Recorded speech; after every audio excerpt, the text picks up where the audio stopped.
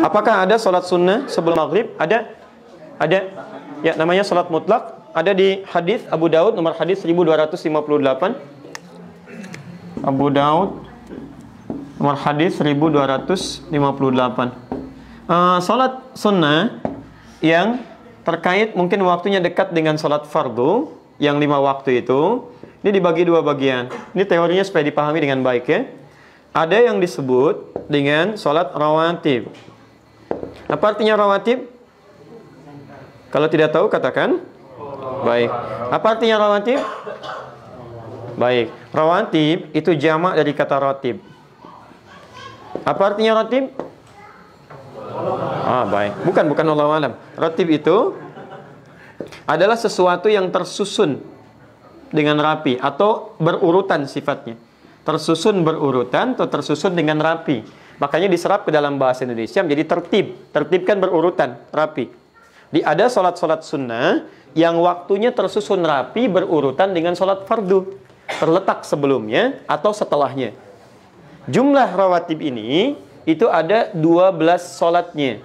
Diketahui jumlah 12 ini dari hadis riwayat At-Tirmidzi. Nama aslinya Muhammad, berasal dari Tirmidzi, disebut dengan At-Tirmidzi. Nomor hadis 414 riwayat Ummu Habibah radhiyallahu taala anha. Man shalla 12 raka'atan, siapa yang salat 12 rakaat fi yaumin wa lailatin, yang mengiringi salat fardunya siang dan malam. Arba'an qabla dhuhri, 4 rakaat sebelum zuhur. Baik. Perhatikan, raka'ataini ba'daha, 2 rakaat setelah zuhur. Kemudian raka'ataini ba'dal maghrib, 2 rakaat setelah maghrib. Raka'ataini ba'dal isya, 2 rakaat setelah isya. Wa raka'ataini qabla subhi, dan 2 rakaat sebelum subuh. 2, 4, 6, 8 tambah 4, 12. Jumlahnya 12 rakaat. Siapa yang konsisten mengerjakan ini selama hidupnya, Allah, sebelum dia wafat, terus dia kerjakan sampai meninggalnya, kata Nabi, bunyalahu bihinna baitun fil jannah. Akan dibalas oleh Allah kerja kerasnya ini dengan dibangunkan satu rumah untuknya di surga. Luar biasa. Ini. Nah, Ummu Habibah ketika mendengar kalimat Nabi ini, maka berkata pada dirinya, bima ma'na, laqad azamtu nafsi alla atrukaha tula hayati. Saya nggak akan pernah tinggalkan ini selama hidup saya.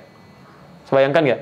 Ummu Habibah itu istri Nabi, orang paling mulia, Ummul Mukminin, di surganya bersama Nabi, jelas sudah punya rumah, kelasnya elit luar biasa. Ketika mendengar kalimat ini yang amalan sunnah, kata beliau, saya nggak akan tinggalkan ini selama hidup saya.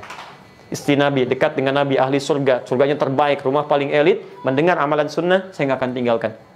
Ada perempuan, bukan di sini, di luar sana. Bukan istri Nabi, tidak dekat dengan Nabi. Belum jelas status surganya. Amalan berantakan, hisab menegangkan. Masya Allah, ditawarin surga, rumah di surga. Jangankan sunnahnya, yang wajibnya pun kadang terlambat.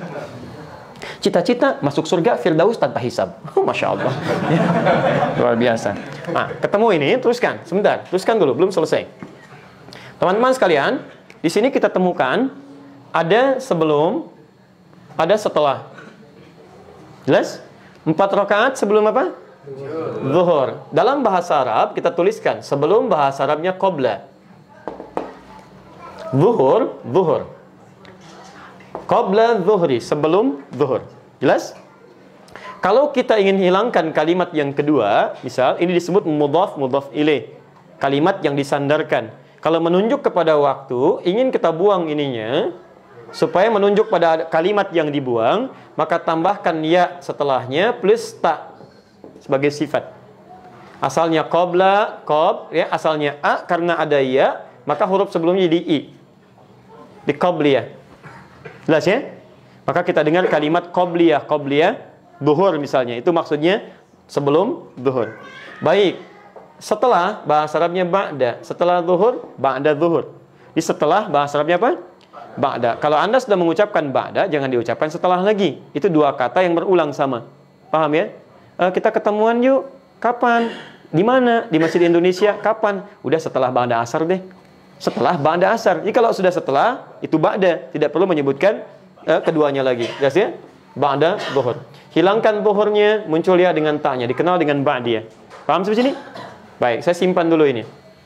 Jadi sebelum, bahasa Arabnya apa? Qabla. Setelah? Ba'da. Baik, ketemu kalimatnya. Sekarang lihat. Ini 12 sholat ini disebut apa? Rawatib. Kenapa disebut rawatib? Karena susunannya teriring langsung dengan sholat fardu, baik sebelum atau setelahnya, dan punya fungsi melengkapi sholat fardu. Jadi yang kurang di sholat fardu dilengkapi oleh ini. Nah, ada sholat ini di luar yang ini yang rawatib disebut dengan mutlak. Mutlak. Sifatnya ditunaikan, terdiri dari 2 waktunya. Satu, ada yang memang berdekatan dengan sholat fardu, tapi dia tidak punya fungsi menyempurnakan sholat fardu. Fungsinya fungsi sendiri, terpisah dari yang fardu. Cuman waktunya berdekatan. Contoh, asar. Asar ini ada sunnahnya mutlak 4 rakaat. Ditemukan di Abu Daud nomor hadis 1257. Riwayatnya Ibnu Umar radhiyallahu taala anhuma. Ya, kata Nabi, rahimallahu ra'an shalla qabla al-'asri arba'an. Allah merahmati seseorang yang bisa salat 4 rakaat sebelum zuhur. Paham? 4 rakaat sebelum asar. Baik, 4 rakaat sebelum asar. Saya ralat 4 rakaat sebelum asar. Ini masuk kategori salat apa? Mutlak. Paham sampai sini? Baik, ada juga yang waktunya terpisah jauh dengan salat fardu. Misal tahajud, qiyamul lail, salat duha, ya salat wudu, salat tahiyatul masjid, salat di belakang makam Ibrahim.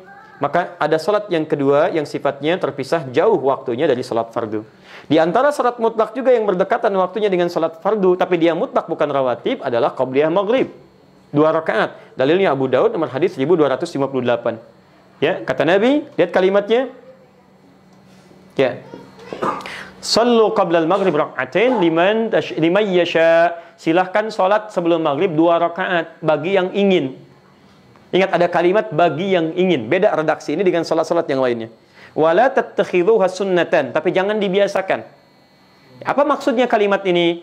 Salat 2 rakaat sebelum maghrib ini sekalipun statusnya sunnah, masuk dalam mutlak tapi tidak begitu dianjurkan oleh Nabi. Ya, karena waktunya yang sangat singkat, mepet antara adzan dengan iqamah plus dari maghrib ke isya. Kalau orang pada sholat semua maghribnya mundur mendekat kepada isya, bagi antum gak ada masalah. Bagi orang tawaf yang ada di Mekah, bagi sekitaran di Madinah, atau waktunya yang sangat mepet, makanya di Arab umumnya ketika selesai adzan itu umumnya akan cepat langsung iqamah. Nah, kalau misalnya Anda dalam situasi sudah baca Al-Quran, sudah berdoa, karena doa antara adzan dengan iqamat cepat dikabulkan, lebih cepat dikabulkan. Anda berdoa, sudah baca Al-Quran, masih ada waktu, orang pada belum datang, Anda ingin sholat, maka dipandang lebih bagus sholat daripada melakukan tindakan-tindakan yang tidak tepat. Ya, Anda malah bikin status, belum ada orang nih, sedang menunggu sholat maghrib. Paham ya? Sudah.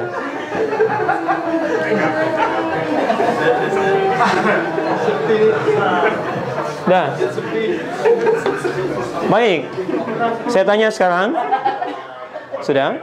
Baik, saya tanya sekarang. Ya, sebelum zuhur ada sholat? Ada sholat sunnah? Apa jenisnya? Rawatib. Setelah zuhur ada sholat sunnah? Apa jenisnya? Baik, sebelum asar ada sholat sunnah? Baik, tidak ada. Yang bilang tidak ada angkat tangan? Yang bilang ada angkat tangan? Yang tidak jelas gak usah ngangkat. Lihat, sebelum asar ada, kan kita bahas. Apa jenisnya? Mutlak. Baik ya, sebelum maghrib ada salat sunnah? Apa jenisnya? Mutlak. Ba'da maghrib ada salat sunnah? Ada. Apa jenisnya? Rawatib. Masya Allah. Sebelum isya ada salat sunnah? Apa jenisnya? Kan saya nggak pernah terangkan. Bagaimana Anda bisa jawab? Saya kan belum sebutkan. Baik ya, belum. Saya nggak sebutkan. Coba lihat, ada nggak sebelum isya? Jangan pernah mengarang, karena mengarang hanya dalam pelajaran bahasa Indonesia. Ya, kalau ada dalil silakan kerjakan. Sebelum isya boleh 2 rakaat, boleh. Masuk dalam konteks mutlak. Karena setiap antara adzan dengan iqamah kebolehan ada salat 2 rakaat. Ini mutlak sifatnya. Boleh. Ba'da isya ada? Apa namanya? Rawatib. Baik. Sebelum apa bahasa Arabnya? Qabla. Baik. Sebelum salat? Qabliyah. Baik. Setelah apa bahasa Arabnya? Ba'da. Setelah salat? Ba'diyah. Baik. Qabliyah zuhur ada enggak? Ada. Berapa rakaat? 4 rakaat. Ba'diyah zuhur? Berapa rakaat? 2 rakaat. Baik. Qabliyah asar? Ada. Berapa rakaat? 4 rakaat. Apa jenis qabliyahnya? Mutlak. Jelas? Sebelum zuhur apa jenis qabliyahnya? Rawatib. Di sini seringkali orang keliru menduga bahwa kalau disebutkan qabliyah itu yang dimaksud rawatib. Ini sering keliru di sini. Sehingga ketika disebutkan nggak ada qobliyah asar, ada qobliyah asar, yang nggak ada itu rawatib sebelum asar. Jelas ya? Qobliyah asar ada, jenisnya disebut dengan mutlak. Di qobliyah itu nama umum bagi setiap sholat yang ditunaikan sebelum sholat fardunya. Jenisnya bisa mutlak, bisa rawatib. Paham sampai sini? Alhamdulillah.